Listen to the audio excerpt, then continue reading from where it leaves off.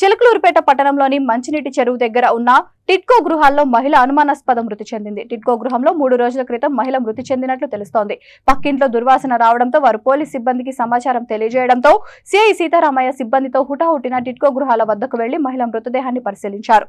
మృతురాలి పేరు షేక్ ముంతాజ్ అని, ఆమెది కృష్ణామాల్ సెంటర్ వంట పనులకు వెళ్తూ జీవనం కొనసాగిస్తూ ఉంటుందని పోలీసులు తెలిపారు.